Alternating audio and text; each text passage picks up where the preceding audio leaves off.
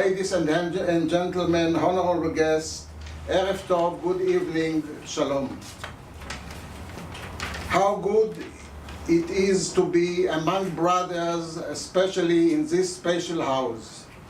On behalf of all of us, the March of the Living Board of Directors and myself, I would like to thank the Honorable Ambassador and his wife Hadass for opening their home and supporting this worthy and important event. Thank you to all secretaries and aides from the embassy and our staff, Daphna, Erika, Mr. Eldar, and others, ensuring its success. The most violent hatred ever to shake the life and soul of the human race and threaten the Jewish nation was the Holocaust. Taking advantage of the suffering of millions, haunt us and will never let up.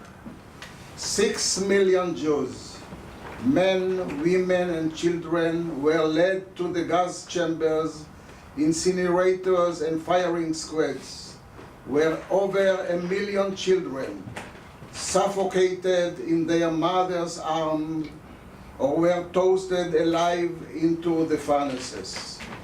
In one place, only in Auschwitz, 3 million people, almost all of them Jews, were brought to their deaths. Deep in the heart, every Holocaust survivor and each of us as Jews across the globe bears the memory of the people who were exterminated in mute silence. The March of the Living, which will take place for the 25th time this year on April the 19th, shatters this silence on the Shoah Day each year. We break the utter silence, march and cry out silently, but bravely, and the Israeli flag leads the way and provides a sharp response to the ghost of Hitler and his Nazi aides, even in our generation, that the Israeli nation lives on. Anyone participating in the March of the Living and experiencing and breathing the atrocious death camps can understand how the March of the Living gives expression to always remember and never forget, and fulfills the writing, remember what Amalek of our generation did unto thee. Last year, Chief Rabbi Lau, a Holocaust survivor, Ambassador Ron Prosor, then Israeli ambassador to the United Kingdom, and I marched side by side with many others. Every so often we stopped and our breath was taken away.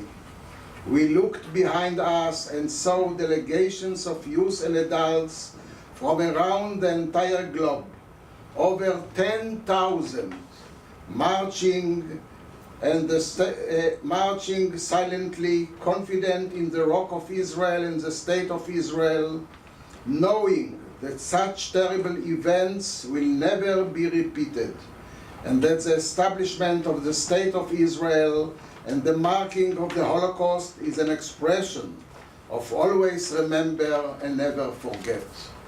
This year, we hope to have more than 10,000 youth and adults, including for the first time Holocaust survivors and liberators, quite the same as we have here, from around the world, who can make the journey, will march for the 25th time. For almost 2,000 years in the diaspora, the history of the Jews was based mainly on their torment, suffering, uprising, and overcoming. And now we have regained the independence of the State of Israel, the IDF, and the security of Jews around the world in Israel. In the March of the Living, we fulfill the words of a renowned philosopher that, I quote, "Those who do not remember the past are destined to repeat it."